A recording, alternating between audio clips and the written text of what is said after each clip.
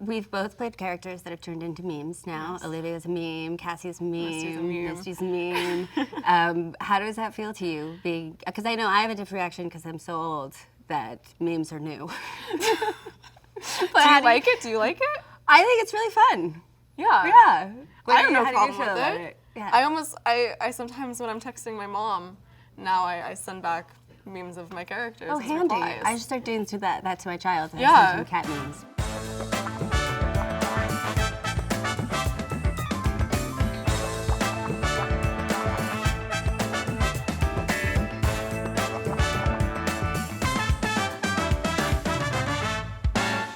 You've had such an amazing year with 2 huge shows. How did this year feel? Must have been crazy for you. It has been crazy. Yeah. It's been amazing seeing everybody's reaction, but it's a little overwhelming. Do you feel like it was a much different reaction for you second season than first season? Yes. Yeah. Majorly. I think that everybody had a lot of time to be able to watch Euphoria, any show possible, and then there's just something more to consume. Yeah, and also what Cassie goes through is so incredible in season 2. It was really amazing. And I thought you were so incredible. And the thing that I really loved and appreciated about your performance is that it's a performance that you can take and make into like a meme or make it camp, but the way you played it was never camp. You know, sort of like so real that that's where the ridiculousness kind of came from. And I mean, I feel like I do know how difficult that is. It is, because I think a lot of times you find yourself maybe not taking a character like that seriously. Mm-hmm. You're like, oh, she's crazy, or she's fanatic and she's just emotional. Yeah, you know, you fucking give me that look, Maddie, because I didn't fuck your boyfriend. You two were broken up for 3 weeks and 3 days before we even had sex, so I didn't betray you. There's so much inside going on, and there's so much going on in her brain that whether or not it's logic or not, it's emotions that she's actually feeling. And I think that taking it seriously as an actor, that's what kind of makes it.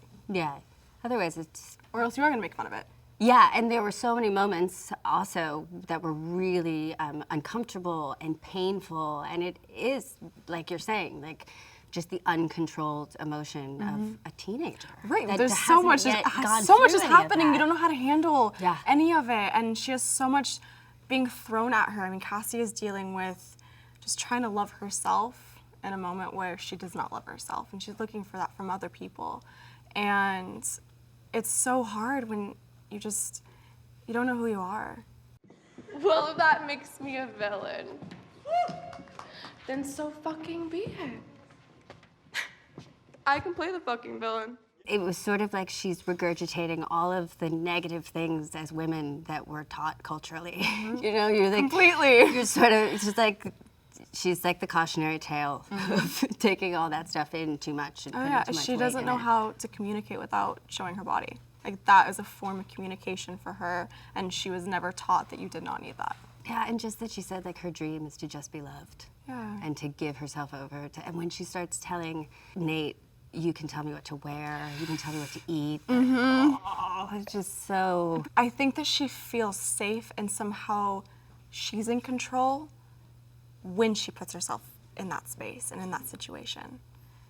Because there is a manipulative side of Cassie, and I think she's found that through Nate. I think that she's starting to realize that she can control him with fear. And she's never had that aspect before because she's always been the one that's been fearful. Yeah, that's kind of incredible. Yeah. Yeah, there's so much goes on in that show. Can we please talk about how much goes on in Yellowjackets? I mean, I guess, but when you're involved in it, it doesn't seem, you know what I mean? By the time you see it on screen, you're like, oh yeah, right, and then that happens. I have the hardest time watching.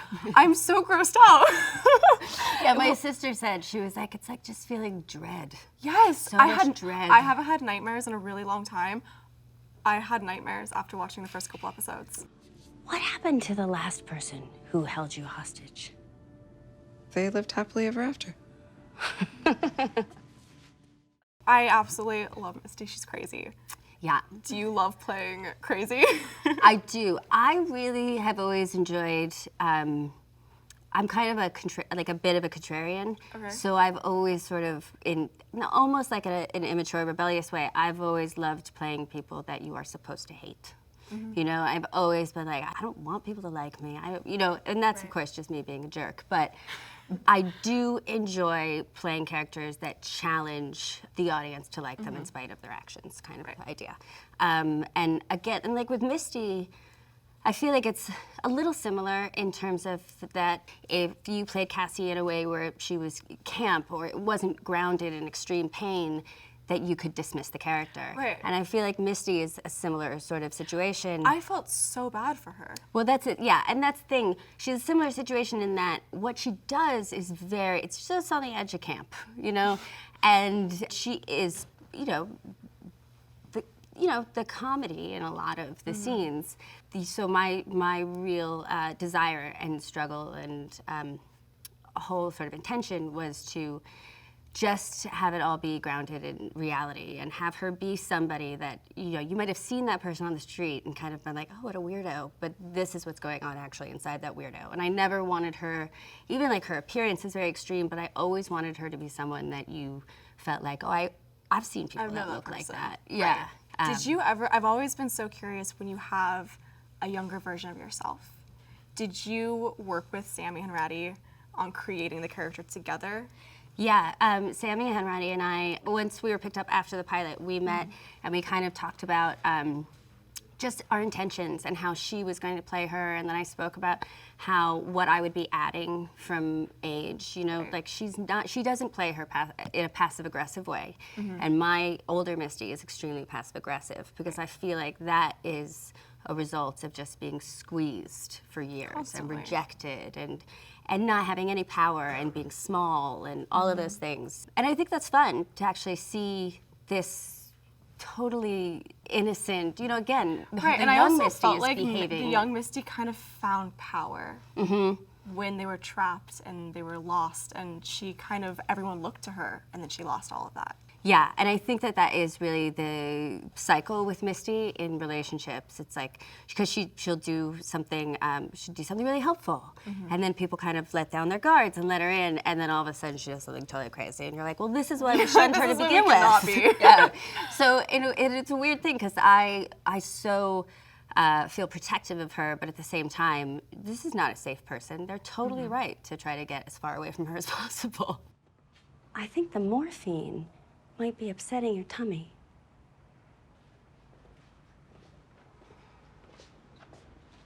Let's skip this dose.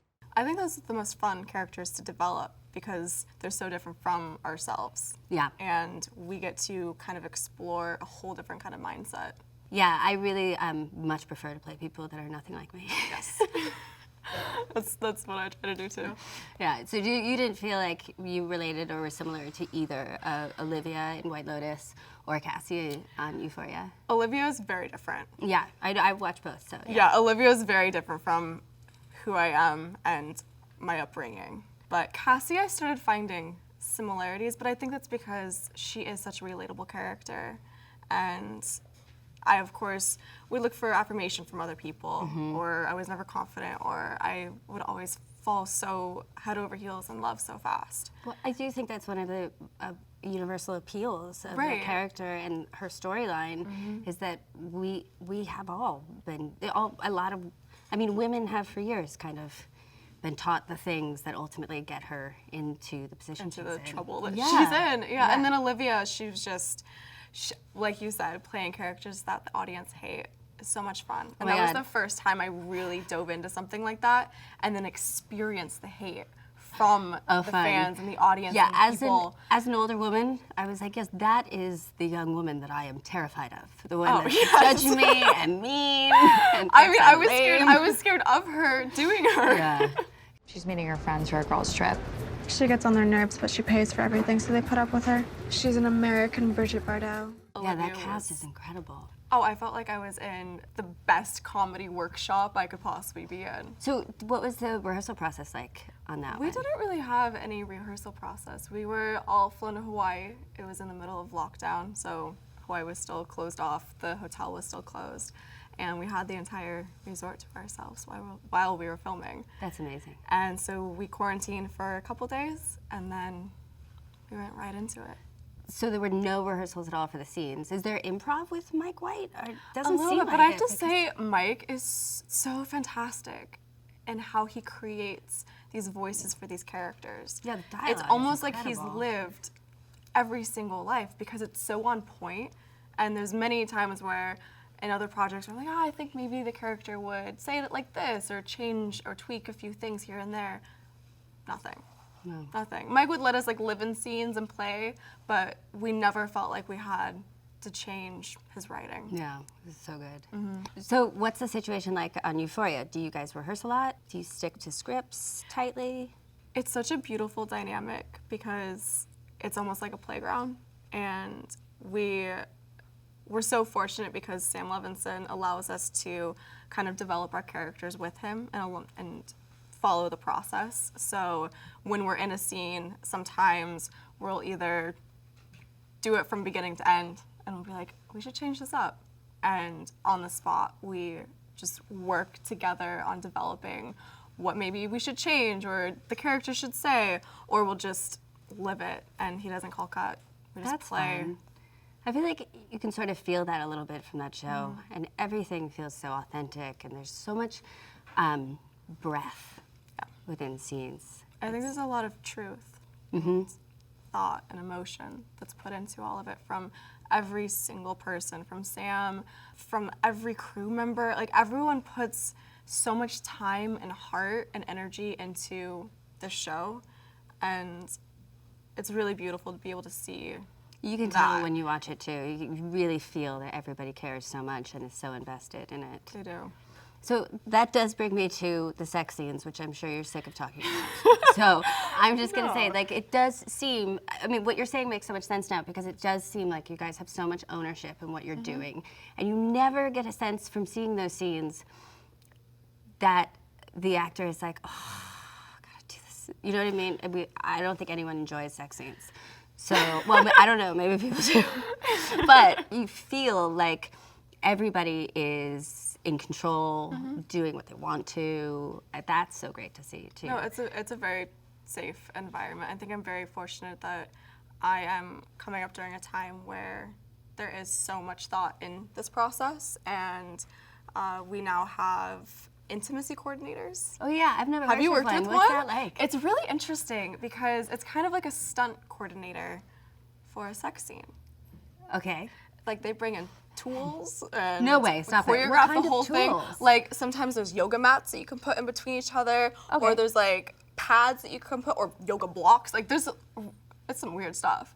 But Is it it's ever weird if for- you were to ask for that? Like, would No, that be no, it's like it's just normal. They come into your trailer and talk to you one-on-one, and even if you have agreed to something, like, they ask you on the spot, on the day, like, did you change your mind? Because you can. And then instead of you having to, if you feel uncomfortable talking to the director, they'll be your voice for you. Oh, that's kind of amazing. And it's a really cool dynamic, and they're on set with you, and they make sure that you got some mint and some gum. Oh, that's really That's helpful. really nice. That would be very Yeah, helpful. but it's such a, I've never felt uncomfortable, and I've always looked at Cassie and her scenes as, like I said, it's a form of communication for her, and without that, she doesn't know anything else, and those scenes are setting her up in a different path than what she would have without it. Yeah. No, I understand what Yeah. you're saying. You haven't worked with an intimacy coordinator. I haven't, no. I haven't done a sex scene in a couple years. I'm like at that age where they don't ask you to do them so much anymore. No. Which I'm happy. I mean, I don't really enjoy them. I've weirdly become very confident with my body through Cassie. Yeah, that's interesting too. I was going to ask you about that because there's so much nudity, and I know that once I had to do a movie where I was naked pretty much the entire time. Yeah. So I realized from trying to like manage it ahead of time, that the thing that made me more uncomfortable was other people being uncomfortable with me being naked. Yes. So what I did, and you probably wouldn't be allowed to do this now, I just stayed naked Yeah, no, they throw robes yeah, at you now. I was like, don't make me feel weird. Like, I'm the person who has to be ashamed. I just stayed naked, and I would talk to crew members naked because I wanted everybody around me To feel- stop reacting to it, because then I would forget that I was naked. And I guess it's probably true. I would not be allowed to do that now. I'd be like, Wow. yeah, but that's what I did, and it worked. But it's one of the only times that I've ever actually really felt comfortable being naked on camera. I've decided it's kind of like a power move there. I mean, maybe it was a little bit of a I throw my 5'1" stature around here. Like, hey. You're gonna have to look at my boobs. Sorry. But yeah, it was the only time I've ever really felt very comfortable. But I would imagine too, with your cast, everybody is doing the same thing and having to do it. So it must sort of be not a huge thing. It doesn't feel like that. It definitely doesn't feel like that.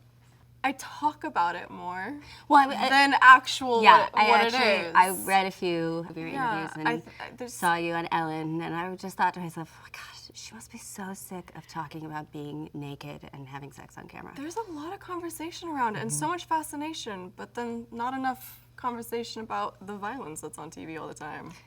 True. Also, the kind of message that certainly it was something that was discussed in the first season, this idea of how porn sort of shapes young people's expectation of sex, and the kind of things that are in porn out there that create, and it never even occurred to me, this whole idea that young men would think that is how you have sex. Yes.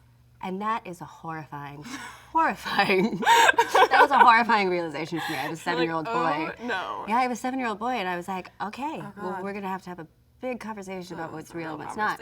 But that, to me, seems like the bigger conversation besides the sex scenes. Is like the actual point of, especially with your character, well, that's the the sex thing. scenes. There was a storyline of what is happening in Cassie and the sexualization that's happening in Cassie because of her nude photos that got leaked and just the perception of others on her because she has boobs. And then I see that happening to me in real life, even though everyone watched Euphoria. I go, well, did you not Did you learn? miss the point? Did you miss the, exactly. Yeah, that must be really frustrating. Exactly. Things change slowly. You get used to it. Yeah. I remember once on a movie saying I wasn't comfortable with something, and they threatened to sue me if I didn't do it. And that would never happen now. Oh my God, I'm so sorry. Yeah, it was fine. I didn't do it anyway, and they didn't sue me, so it was fine. Good. I was gonna ask, you started so young, and of course, I'm a huge fan of you and Casper. And how has it been being a child actor and growing up and watching the industry change and watching roles for females change? It's really great, actually, and I feel very, in a very, like a small, totally egotistical way, I feel vindicated because I wanted to do things more the way that things are being done now, and I wanted to play the characters that are now being celebrated when I was much younger. And at that time, it was always a problem. You know, it was just very much you were either a leading lady and beautiful and always someone's wife or the love interest, or you were a character actress, and that usually meant like conventionally unattractive. And so I was always having this real sort of struggle, and it was hard for me to find the right things because I'm not a traditional leading lady type. If I say I love you on camera, it feels like I'm lying. So romance is not my thing. But it's been so incredible to watch, and now to see all the incredible opportunities for women and how things are changing, and even the leading lady material is so much more interesting and evolved, and it's really great to see. And also in terms of like people being able to stand up for themselves and create boundaries, and you're not difficult because you created boundaries, and that's really wonderful to see. You know, on Yellowjackets, we have 4 older actresses, and then we call them our youngers. Your youngers? It's not proper English. I don't know how this started, but we're always like, so the youngers were telling us. But we've all talked a lot about the difference, and amongst the older women, we talk about how amazing it is and how impressive and great it is to see young actresses really having power, and not power to exert over other people, but power to protect themselves and decide what they want to do with their art. And that's so great to see. And the industry is so incredible because it does change so quickly. I feel like it's just always changing in one way or another, and it's hard to keep up, but it's fascinating, and it's heading in a really nice direction now, so that's good. So we've both played characters that have turned into memes now. Yes. Olivia's a meme, Cassie's a meme, Misty's a meme. How does that feel to you? Because I know I have a different reaction because I'm so old that memes are new. Do you like it? Do you like it? I think it's really fun. Yeah. Yeah. I have no problem with it. it. Yeah. I sometimes when I'm texting my mom, now I send back memes of my characters. Oh, as handy. replies. I should start doing that to my child. I send him cat memes. But it also is that thing I was talking about where like the characters can be taken to a campy place. Yes. But you never do it in your performance. Well, and also I feel like the characters are they're iconic. Thank you. Cassie is iconic. Thank you. For sure. Thank you. Yeah. This is fun. But you're wrong. You only have leverage if I am not willing to make you talk. Do you ever find yourself learning or realizing new things about your own show from fans? I learned all these new things just from doing press about Yellowjackets. I feel like I understand Misty better, having talked about it, and I understand the show better, having talked and heard other people talk about it. And so I'm really excited about season 2 because I feel like now I'm like, oh, I really get how to do this now. I cannot wait. I sort of view Misty as you see the original hurt and pain in the young character. Right. And then by the time you see her as an adult, she's been so twisted by just decades of rejection and isolation and anger that she's just constantly playing with people. So with that date scene, I actually saw it as she was kind of viewing it like a man. I know this man doesn't want to have sex with me, but I win if I get him to. Like how men do with women. Like, I could tell she doesn't want me, but if I can trick her into having sex with me, I won. So that's kind of like, but she's so manipulative that her way of forcing would be guilting him into it. Right. That's where like you felt bad for her. Now, Caligula is a little protective of me, but it's all for show. He's a total sweetheart, really.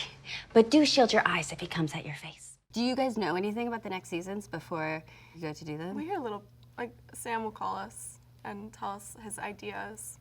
Oh, that's great. But yeah, we don't know anything.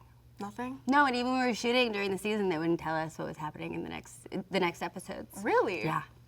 Is it because they hadn't been able to write it yet, or? I don't really know. Think it was just they were trying to be really secretive? I think it's probably a little bit of both, because I think with certain characters, they didn't or wouldn't want the performance to tip its hat, and it was the first season that we were all working together, so maybe they weren't sure who, you know what I mean? Like, if you know, I didn't know I was kidnapping people. I didn't know I'd be murdering. That's a fun surprise, though. It was a fun surprise, and I was really excited because they, you know, I knew that she was supposed to be a psychopath, pretty much, but I didn't know what she was going to do, so I kept bothering them. I was like, when do I kill someone? What do I do? I thought you were going to kill everybody right away. I was like, she is a nurse, she's drugging some people, something's happening. Yeah, I was excited when I got to kill someone. And kidnap's great. Yes. That is my actual worst fear, is being kidnapped and kept in someone's basement. But she got your bird and everything. Yeah, she was not a great kidnappee. No. Or kidnap victim, or whatever they're called. But I really enjoyed playing it for some reason, which made me feel a little strange about myself, because I knew that was my worst fear. So I don't know. I don't know what that means psychologically. Interesting. Yeah. You don't understand, Nate, is I am crazier. That's not something to be fucking proud of, Cassie. No, but it is something you should be scared of. What the fuck? So in terms of your cast members, I mean, you work so closely with Jacob Elordi. Yeah. How is he to work with? He's so amazing on the show. He's incredible. He's so good, and he's incredible. so awful that you want to believe, like, oh, he's just this awful guy. But then as an actor, you're like, no, that's acting. Like, he's No, it just is. It's that truly good. acting. No, he's incredible, and he's so much fun to work with. Oh, really? Oh, that's He great. is. And I think that I've learned so much more about Cassie because of working with Jacob. How so? You know when you're working with an actor and you can read and feel things through someone else's eyes, Yeah. and there's so much subtext behind all of it. Mm-hmm. I truly felt like Cassie and Nate had that, and we were learning and feeling so much more through our characters because of just the ability that we felt vulnerable with each other. It really is amazing when they are together. You do feel like they're together, but they're both so removed from each other, going through their own. Oh, they're in their own separate worlds, Torture, but then yes. somehow trying to figure out how to make it one. Yeah, it really is interesting, and I guess that does speak to the comfort you feel with him. Mm-hmm. Wow. We filmed for a really long time, so How long? we filmed from March until end of December for 8 episodes. Oh wow, that is a really long Yeah, time. so we're together for How lot. how many weeks is an episode? we cross-board Oh, crazily. I see. So the first scene we actually filmed was the bathroom scene in episode 3 where I'm like, I've never been happier. Plus, you guys are terrible for each other, and you know I'm right, and you guys can all judge me if you want, but I do not care. I have never, ever been happier. That was the first scene back during season 2.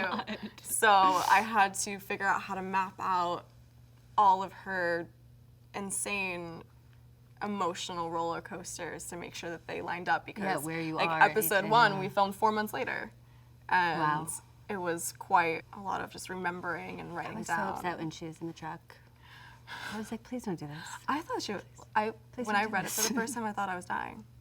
Oh. I thought he was gonna get no. it. I go, Sam, you're killing me off the first episode? No. Gosh. Yeah, it was a little scary. Yeah. But I was more, but this just added to the dread you have for her. Yeah, it was a great metaphor for the danger I was really, she was as getting involved an in. actor, I was really excited reading that because I knew I was gonna get some Yeah, juicy good stuff. storyline. Yeah. Mhm. Yeah.